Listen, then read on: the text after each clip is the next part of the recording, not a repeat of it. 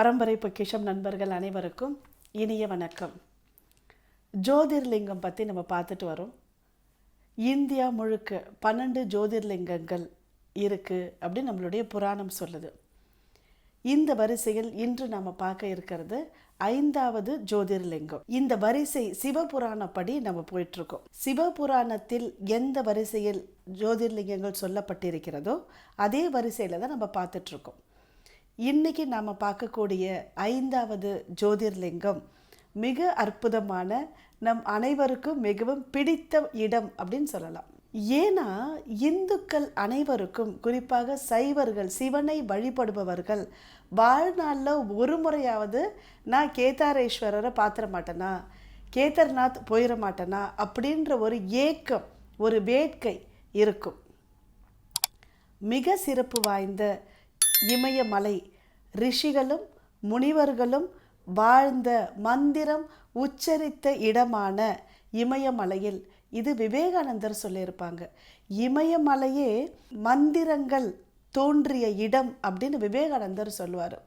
அவ்வளவு அற்புதமான புனிதமான இமயமலையில் அமைந்திருக்கக்கூடிய ஜோதிர்லிங்கம் கேதார்நாத், கேதாரேஸ்வரர் ஜோதிர்லிங்கம். இது ஜோதிர்லிங்க வரிசையில் 5வதாக உள்ள லிங்கம். இங்கே நம்ம பை ரோடு நம்மளால் போயிட முடியாது. கேதார்நாத் ஈஸ்வரை வணங்க வேண்டும் அப்படின்னா ஒரு 14 கிலோமீட்டர் ஏறக்குறைய நடக்க வேண்டியிருக்கும். இப்போ ஹெலிகாப்டர் வசதியும் உண்டு. தோராயமாக 12,000 அடி உயரத்தில் இருக்கக்கூடிய அற்புதமான கோவில். இந்த லிங்கம் ஒரு முக்கோண வடிவில் இருக்கக்கூடிய ஒரு கல் மாதிரி ஒரு முக்கோண வடிவில் இருக்கும் ஏறக்குறைய.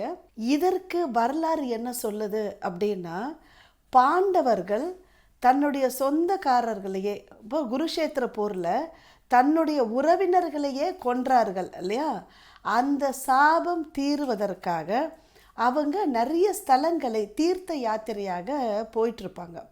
அப்போது அவங்க காசிக்கு போயிட்டு மீண்டும் திரும்பவும் கைலாயத்தில் இருக்கின்ற இறைவனை பார்க்கணும் அப்படின்னு அவங்க இமயமலையை நோக்கி நடக்கிறாங்க, ஹரித்வார் வழியாக. அப்போ இறைவன் அவர்களுக்கு காட்சி கொடுத்துட்டு திரும்பவும் மறைஞ்சிட்டாரு. அதன் பிறகு ஒரு எருமை வாகனம் வந்துச்சு. அந்த எருமை காளை வாகனம் பீமனோட சண்டை போட்டாங்க அப்படின்லாம் சிலர் சொல்லுவாங்க. அப்போ பீமனுடன் சண்டை போட்ட எருமை வாகனம், காளை வாகனம் முகத்தில் அடிபட்டுருச்சு. அது தன்னுடைய முகத்தை மறைத்துருச்சு. எருமையின் உடல் பகுதி இருந்த இடம்தான் இப்போ நாம் சென்று வணங்கக்கூடிய கேதார்நாத்தாக இருக்குது அப்படின்னு சொல்லுவாங்க. அப்போ இந்த இடத்தில் காளை மாட்டின் உடற்பகுதி இருந்த இடத்தில் ஜோதி ரூபமாக இறைவன் தரிசனம் தந்து பாண்டவர்களுக்கு பாவம் சாபம் தீர்வதற்காக விமோச்சனம் அளித்த இடம் அப்படின்னு சொல்கிறது உண்டுங்க. அந்த இடம்தான் இன்றைக்கு ஜோதிர்லிங்கமாக இருக்குது. இதையே சிவபுராணம் என்ன சொல்லும் அப்படின்னா, ஸ்ரீமன் நாராயணனின் அவதாரமான நரநாராயணர்களின் விருப்பத்தின் பேரில், அவர்களின் வேண்டுகோளுக்கு ஏற்ப இறைவன் இந்த கேதார்நாத் சிவலிங்கத்திலேயே இறைவன் உறைவதாகவும், இன்றைக்கும் தினமும் நரநாராயணர்கள் வந்து கேதார்நாத் சிவனை வணங்குவதாக ஐதீகம் அப்படின்னு சிவபுராணம் சொல்லுது. பாருங்களேன், இன்றைக்கும் நரநாராயணர்கள் வந்து வணங்குறாங்க அப்படின்னா எவ்வளவு விசேஷமான ஜோதிர்லிங்கம் இல்லையா. இறைவன் ஜோதிர் ரூபமாக காட்சி கொடுத்த இடம் மிக அற்புதமான இடம். சாதாரணமாகவே சிவபெருமான் எந்நாட்டவர்க்கும் இறைவன், அதுவும் குறிப்பாக தென்னாட்டவருக்கு சிவனே கதி இல்லையா. அப்போ நமக்கு பாடல் பெற்ற ஸ்தலங்கள் எல்லாமே மிகவும் சிறப்பானது.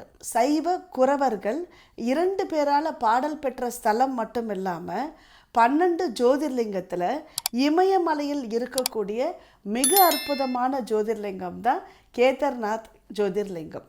இந்த ஜோதிர்லிங்கம் நம்ம போகிறோன்னு வச்சுக்கோங்களேன். ஏன்னா இங்கே வந்து ரொம்ப குளிர் அதிகம் அப்படின்றதுனால ஒவ்வொரு ஆண்டும் ஏப்ரல் மே மாதத்தில் தான் கோவில் திறப்பாங்க. அதன் பிறகு தீபாவளி சமயத்தில் பனி ரொம்ப அதிகமான நேரத்தில் உள்ளிருக்கக்கூடிய விக்கிரகங்களை கீழே கொண்டு வந்துடுவாங்க. உக்கிமட் அப்படின்ற ஒரு இடத்துக்கு, குப்த காசிக்கு எடுத்துகிட்டு வந்துடுவாங்க. 6 மாதம்தான் நம்மளால் தரிசனம் செய்யக்கூடிய அற்புதமான இடம். இந்த வருடம் 2025 மே 2ஆம் தேதி நட திறக்குது அப்படின்னு சொல்கிறாங்க. வாய்ப்பு இருக்கிறவங்க நிச்சயமாக இந்த கர்மலோகத்தில் வாழ்கின்ற நாம் எல்லோருமே பாவத்தை கழிப்பதற்காக தான் இந்த கர்ம பூமிக்கு நம்ம வந்திருக்கோம்.